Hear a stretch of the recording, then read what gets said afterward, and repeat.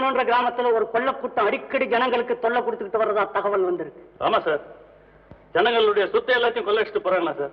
யார் அவங்க? அவங்களை கண்டுபிடிக்க தனி போலீஸ் படையை நியமிச்சிருக்கேன் சார். வெரி குட், அவங்கள சீக்கிரமா கண்டுபிடிங்க. Yes sir.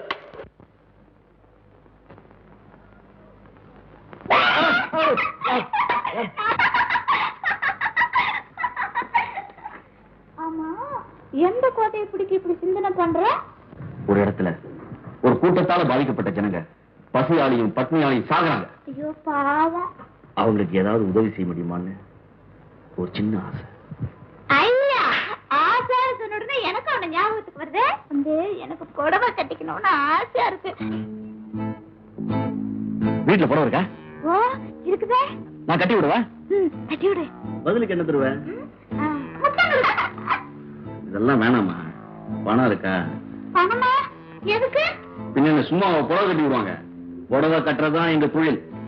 I am a great specialist in saree dressing and designing. அப்படின்னா புடவை கட்டுறதுல கை தேர்ந்தவன். எஸ், எனக்கு கூடி சீக்கிரம் டாக்டர் பட்டம் கொடுக்க போறாங்க. மேலை நாடுகள்லாம் எனக்கு ஏகப்பட்ட கிராக்கி மேல கிராக்கி யோசிக்கிறா. தொப்புளுக்கு கீழே புடவை கட்டினா ஒரு ரேட்டு, தொப்புளுக்கு மேல புடவை கட்டினா ஒரு ரேட்டு, கன்னி பெண்களுக்கு புடவை கட்டினா ஒரு ரேட்டு, கல்யாண ஆணுங்களுக்கு கட்டினா ஒரு ரேட்டு. அதெல்லாம் இருக்கட்டும். எனக்கு இப்ப புடவை கட்டுறதுக்கு என்ன வேலை அது சொல்லு முதல்ல. 100 ரூபா நோட்டு ஒரு கட்டு இருக்கா? இருக்காவா? பீரோ நிறைய கட்டுக்கிட்ட அடுக்கி வச்சிருக்காரு. ஒரு தடவை புடவை கட்டினா ஒரு கட்டு தரணும். 10,000 ரூபாயா? பின்ன இது Indian rate, cheap and best. யாருக்கு தெரியாம ஜாக்கிரதையா இருக்கணும். தெரியாம எடுத்துட்டு வந்துடுறேன். ஆதாரத்துக்கு ஆயுதத்துக்கு ஒரு வழி கண்டுபிடிச்சு. இந்த பணம், இந்த புடவை கட்டி விடு. முதல்ல இதெல்லாம் அவுத்து போடு. துட்டு வாங்கில நீ அவுத்து. அவுக்கிறதுக்கு தனி ரேட். அவுக்கிறதுக்கு தனி ரேட்டா?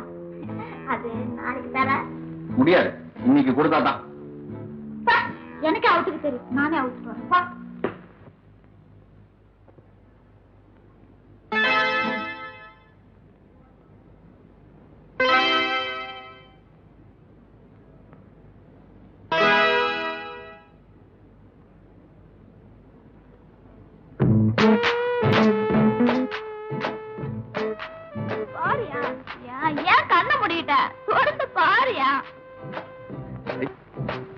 முதல்ல அந்த துண்டு எடுத்து இடுப்புல கட்டு.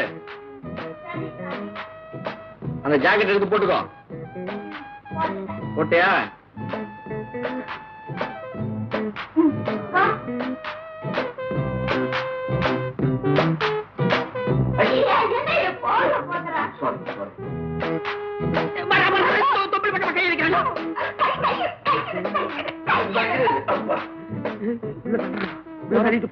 போற போக்க பார்த்தா உள்ளூர் வடைய வெளியூர் காக்கா கொத்திக்கிட்டு போயிட போல் இருக்குது. நாம தியாகி ஆயிரும். என்னாச்சு என்னாச்சு? இதுக்குதான் உறவு என்ன நாள் தெரியணும்ன்றது.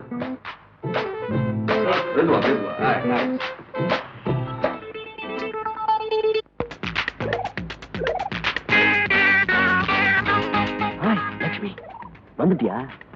இவர் லட்சுமி, இந்த பணத்தை எடுத்துட்டு போய் ஜெயக்குமார் கிட்ட பத்திரமா கொடுக்கணும், புரிஞ்சுதா? வாங்கிக்கிறா, பணத்தை வாங்கிக்க, பத்திரம். முத்தம் கொடு. Thank you, very good. இவர் பணம்டா, பணம் பத்திரம். பணத்தை பத்திரம் வச்சுக்கோ, கொண்டு போய் கொடுத்துரு.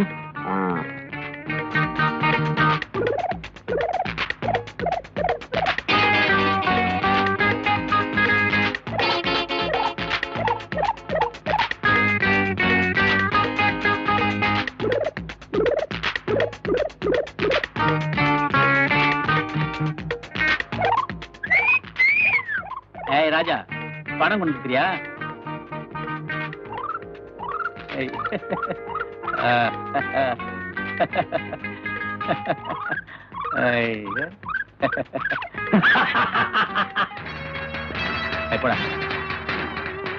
தம்பி, உன்னைத்தான் நான் காலங்காலமா தேடிட்டு இருந்தேன்.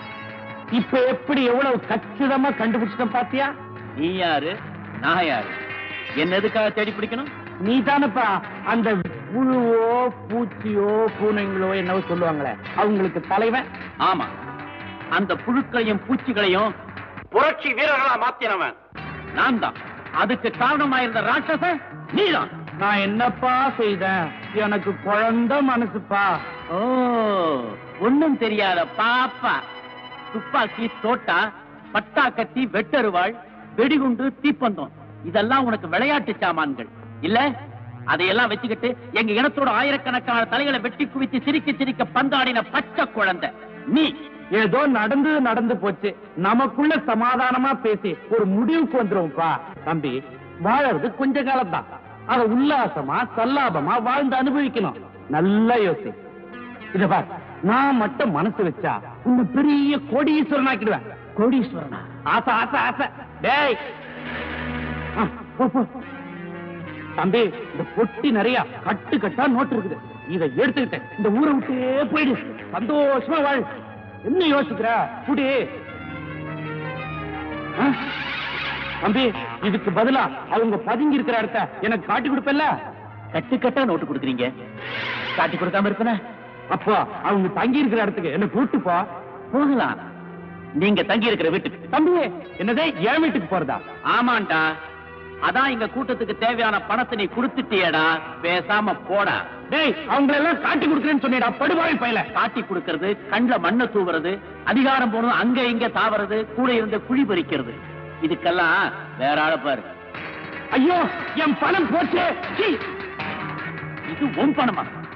ஏழைங்க விட்ட கண்ணீர், கொட்டின வேர்வை, சிந்தின ரத்தம், இதெல்லாம் தான் அச்சடிச்ச நோட்டா மாதிரி இவ்வளவு நாளும் அலமாரில இருந்துச்சு. இப்போ அவங்களுக்கே திரும்பி போயிட்டு இருக்கு.